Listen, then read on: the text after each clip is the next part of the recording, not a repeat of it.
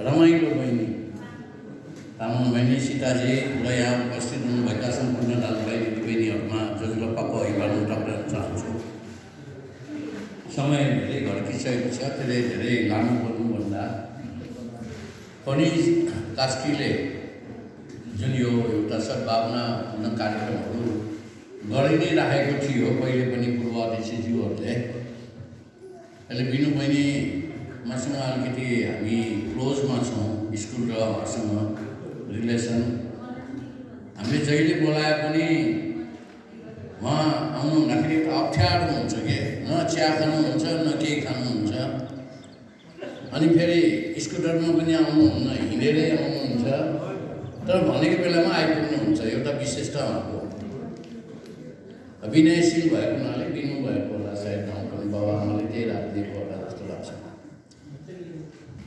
र उहाँले एकपल्ट यस्तो कार्यक्रम छ के छ तपाईँहरूले के गर्न सक्नुहुन्छ, के चाहियो भन्नुहोस् भन्यो। हामीले विद्यालयले उहाँको सहयोग पाइ नै राखेको छु, हामीले पनि सक्ने सहयोग अहिले गऱ्यौँ र यो कार्यक्रम आयोजना गर्नुभयो। म हार्दिक बधाई र धन्यवाद ज्ञापन गर्न चाहन्छु। र आज यस समारोहमा यस पिसाब त जानुभयो, कास्कीमा उत्कृष्ट कर्म कार्यालय के भएर जिल्ला प्रहरी कार्यालय भएको र अर्को फेरि नेपाल प्रहरीको महिनाको मूल्याङ्कनमा चैतमा चाहिँ नि कास्की जिल्ला प्रहरी उत्कृष्ट प्रहरी भएको रहेछ।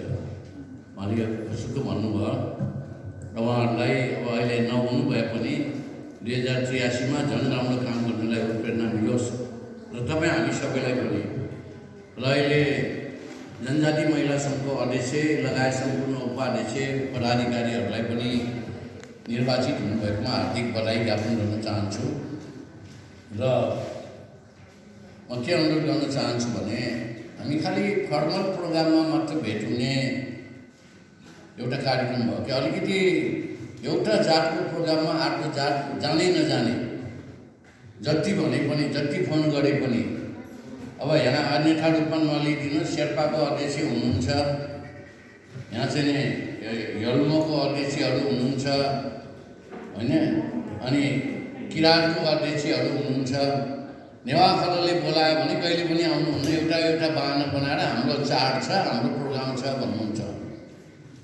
तर एउटा कुरो के भने एउटा जातको प्रोग्राममा अर्को जात गइदियो भने राम्रो हुन्छ के।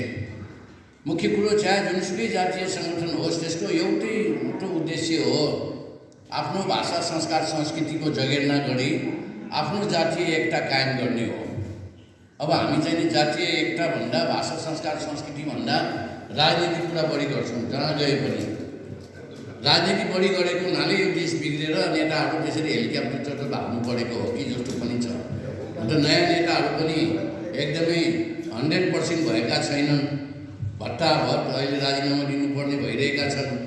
तर एउटा कुरो के भने राजनीति भन्दा आफ्नो जातीय संस्कार संस्कृति भाषा एकतामा हामी बढी ध्यान दिनुपर्छ। र जुन यो अहिले मैत्रीपूर्ण सद्भाव विकास कार्यक्रम भन्ने छ, नेवाखाले बोलाएको बेलामा तामाङ जहिले पनि आइदिनुहुन्छ, यल्मो समाज आइदिन्छन्, तमुदी आइदिन्छन्, अनि अहिले सीताजी तमु सोचदीको अध्यक्ष भएको हुनाले उहाँ आइदिनुहुन्छ। अरू जातहरू भनेको मतलब हामी अरू बेलामा त देख्छौँ अनुहार, तर हामीले अरू धेरै पटक बोलाउँदैनौँ। वर्षको एक पटक हाम्रो भिन्तुना र्याली तपाईँहरूको पुसे 15 माघे सङ्क्रान्ति जस्तो भने जस्तै गरेर एक पटक मात्र बोलाउँछु, त्यो बेला पनि आइदिनु। त्यसले गर्दाखेरि यो आउने जाने बानी एउटा गर्नुपर्छ भनेर हाम्रो आदिवासी जनजाति महासङ्घका जिल्ला अध्यक्ष जितबहादुरजीलाई अनुरोध गर्न चाहन्छु। र अहिले आदिवासी जनजाति महासङ्घ महिला समूहका अध्यक्ष पनि हाम्रो तामाङ बहिनीलाई पनि अनुरोध गर्न चाहन्छु। हुन त हाम्रो शान्तिजी हुनुहुन्छ, नेवाबाट प्रतिनिधित्व गरिरहनु भएको छ, तर पनि अरूलाई पनि हामीले ल्याउने आउने जाने एउटा परिपाटी गर्नु हुन म अनुरोध गर्न चाहन्छु। मैले कसैको नाम लियो भनेर अन्यथा रूपमा नलिदिनुहोस्। मैले भिन्तुना र्यालीको 15 दिन पहिलेदेखि हरेक जातिको अध्यक्षहरूलाई म आफैले केही नभए पनि 5 पटक फोन गर्छु, आइदिनु पऱ्यो है भनेर भन्छौँ। अनि आउने दिनमा के भन्छ भने हाम्रो चाड पऱ्यो, चाड त हाम्रो पनि चाडै हो कि महापूजा भनेको चाडै हो होइन। आज यहाँ आउनु पर्दाखेरि कसैले चाड बिहिबार आज चाहिँ नि बिहिबार चाड भनेर बस्दिए पनि हुन्थ्यो नि। तर चाहिँ के भने यस्तो प्रोग्राममा जानुपर्छ भनेर अहिले सबै दाजुभाइ दिदीबहिनीहरू आइदिनु भएछ। हामीले नगरे कसले गर्छ भन्ने एउटा भावना हामीमा विकसित हुनुपर्ने नितान्त आवश्यकता छ। म आदिवासी जनजाति महासङ्घका पत्रकारका पूर्व अध्यक्षहरू एमडी आस्था लगायत हाम्रो सुरुद्रशिषलाई पनि अनुरोध गर्न चाहन्छु, किनभने एउटा जनजातिको प्रोग्रामले अर्को सबै अरू जातले पनि व्यापक रूपमा प्रचार भएको खण्डमा त्यो जनजातिहरू अग्रसर भएको या हामी अगाडि बढिरहेको जस्तो देखिन जान्छ र जानु पनि पर्छ। धेरै हदसम्म हरेक जात जातिले आफ्नो भाषा संस्कार संस्कृति जगेर्ना गरेको छ। हिजो यहाँ हामीले शेर्पा भनेको देखेकै थिएनौँ, किरान भनेको देखेकै थिएनौँ, तामाङ र गुरुङ देख्थ्यौँ र तामाङ र गुरुङले यो ड्रेस लगाएको देख्दैनौँ। अहिले आफ्नो जातीय चाहिँ पोसाकहरू चाहिँ बनाइरहेको छ। त्यही अनुसार हामीले पनि हात पटासी अहिले हाम्रो महिला दिदीबहिनीहरूले लाउने एउटा परिपाटी भइरहेको छ। त्यो आफ्नो संस्कृति जोगाउन गर्नको लागि हो र हामी आफैले लाग्नुपर्छ। जस्तो अहिले तपाईँहरूले नेवारी भाषाको पत्रिका पोखराया भिन्तीमा पाउनुभयो। विगत 20 वर्षदेखि हाम्रो उदयबहादुरजी उद्घोषको उदयबहादुरजी उहाँ लगातार लागेर पत्रिका निकालिरहनु भएको छ नेवा भाषामा। नेपालमा यसरी काठमाडौँ भ्याली बाहिर यसरी लाग्नु गइन्छ, त्यसरी लाग्नु पर्यो सबै जात जातिका व्यक्तिहरू, अनि बल्ल हामी राम्रो हुन्छ। आफ्नो भाषा संस्कृति जगेर्ना गर्नुपर्छ। तामाङको पनि लिपि रहेछ, मगरको पनि लिपि रहेछ होइन, नेवारको लिपि त छँदै छ, 4 प्रकारको लिपि छ, 3टा हराइसक्यो, एउटा रञ्जना लिपि मात्र अलिकति जगेर्ना भएको छ। यसलाई पनि हामीले कसरी जगेर्ना गर्ने भनेर पत्रकारहरूले पनि सोचिदिनु पर्यो। आदिवासी र जनजाति महासङ्घले पनि र महिला सङ्घहरूले पनि यसमा अलिकति सचेतना गर्नु पर्यो, किनभने जति महिलाहरूमा सुसूचित हुन्छ भाषा संस्कार संस्कृतिमा, त्यति भाषा संस्कार संस्कृति जगेर्ना हुन्छ भन्ने कुरो हामी नेवा खण्डबाटै सिकिरहेका छौँ। हाम्रो यो भवनमा 150-200 वर्ष पुरानो झ्याल ढोकाहरू हामीले काठमाडौँबाट ल्याएका छौँ। यो जम्मै यति छ, यो जम्मै यो इँटालाई हामी डाँची इँटा भन्छौँ। जितबहादुरजीले रातो रङको इँटा भन्नुभयो, त्यो होइन, ठेट भाषामा त्यो डाँची इँटा हो। यो यो डाँची इँटाको पनि बुट्टा भएको अलग्गै नाउँ छ, अरू भएको र फेरि यो कहीँ पनि बन्दैन, भक्तपुरमा मात्र बन्छ। तर त्यहाँबाट ल्याएर पनि हामीले आफ्नो संस्कार संस्कृति जगेर्ना गरिदिएका छौँ, किनभने हाम्रो संस्कार संस्कृति हामी आफूले जगेर्ना गर्ने हो। त्यसले यसमा आदिवासी जनजाति महासङ्घले या आदिवासी जनजाति महिला सङ्घले या आदिवासी जनजाति पत्रकार सङ्घले सहयोग गर्ने हो। काठमाडौँमा हामी आदिवासी जनजाति महासङ्घ केन्द्रीय समिति छ भन्ने सुनेछु। केही सहयोग माग्यो भने होइन उनीहरूलाई दिने होइन भनेर खालि एउटातिर लमजुङतिर गोर्खातिर मात्र लान्छ रहेछ के होइन। यो के हामी नेवा आदिवासी होइन भने के आदिवासीबाट हटाइदियो भने हाम्रो के अरे शान्तिजी उपाध्यक्षबाटै छोड्नु हुन्थ्यो होला भन्ने बेलामा नेवा पनि आदिवासी भन्ने सहयोग गर्ने बेलामा नेवाहरूलाई सहयोग नगरिकन बाहिर सहयोग लमजुङमा 50 लाख रुपियाँ लयो कुनै अमुक जातिको सङ्ग्रहालयलाई।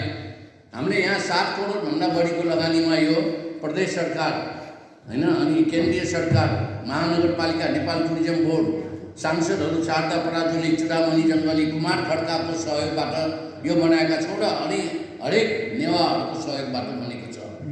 यो सबैको लागि हो। हेर्नुहोस्, यहाँ हामी पोलिटिकल कुरा गर्नुको लागि हो भने पैसा लिन्छौँ, नत्र आज जस्तो गरेर आदिवासीको कुरा गर्ने भए हामी निःशुल्क पनि उपलब्ध गराउन सक्छौँ। आज पनि हामी निःशुल्क उपलब्ध गराएका छौँ, गर्ने पनि छौँ। र एउटा आज यो तपाईँहरूले नेवा खलमा कस्तो छ भनेर देखाउनुको लागि पनि मैले विशेष गरेर हाम्रो बिनु बहिनीलाई तपाईँ त्यहीँ ल्याउनुहोस् है, तर के गर्नुपर्छ भनेर हामीले भनेपछि ल्याइदिनु भयो, यहाँ प्रोग्राम गर्नुभयो, सबै आएर हेरिदिनु भएपछि म सबैलाई धेरै धन्यवाद दिन पाइसकेको छु। र अन्तमा यो मैत्रीपूर्ण सद्भावना भनेको मुखले भनेर मात्र होइन, जनजाति जोगाउनुपर्छ भनेर मुखले मात्र भनेर होइन, व्यवहारले गर्ने हो। एक जातिको कार्यक्रममा अर्को जाति जाने, एक जातिको कार्यक्रममा अर्कोले सहयोग गर्ने भयो भने हामी त्यसै उत्कृष्टमा छौँ। हेर्नुहोस्, अहिले गुरुङ जाति, मगर जाति, हल्मो जाति, तामाङ जाति या शेर्पा जाति या राई, किराँत जाति, नेवा जातिमा जुन एउटा ऐतिहासिक महत्त्वको कुराहरू छन्, सांस्कृतिक महत्त्वको कुराहरू छन्, त्यो अरू जातमा धेरै कम छ। त्यसलाई व्यापक रूपमा प्रचार गर्न पनि आदिवासी जनजाति महासङ्घ पत्रकार महासङ्घले काम गरोस् भन्ने अनुरोध गर्न चाहन्छु। र म हाम्रा आदिवासी जनजाति महिला समिति, आदिवासी जनजाति केन्द्रीय जिल्ला समितिलाई पनि यसतर्फ अलिकति ध्यान पुर्याइदिनु हुन अनुरोध गर्न चाहन्छ। हामी जहाँ बोलाए पनि जहिले पनि गइरहेका छौँ। जुनसुकै जातले पनि निम्ता पाएपछि हामी छोड्दैनौँ। हाम्रो घरमा काम छ, हाम्रो पूजा छ, हाम्रो चाहिँ आज यो के पूजा के अरे यो किसिमको प्रवचन छ या के छ भन्ने हामी भन्दैन। हामी जहिले पनि पुगिरहेका हुन्छौँ। त्यो एउटा परिपाटी अन्य जात जातिहरूमा पनि रहोस् भन्ने कामना गर्दै पुनः आज यो कार्यक्रममा सन्दर्भमा सबैलाई 2083ले एकदमै राम्रो सफलता मिलोस्, सबैको सुस्वास्थ्य दीर्घायुको कामना होस्। हरेक जात जातिले आफ्नो जात जातिलाई राम्रोसँग अगाडि बढाउन सफलता मिलोस् र हामीमा एक आपसमा मैत्रीपूर्ण सद्भावना रहोस् भन्ने कामना गर्दै मेरा भनाइहरू यहीँ अन्त गर्न चाहन्छु। हस्, नमस्कार।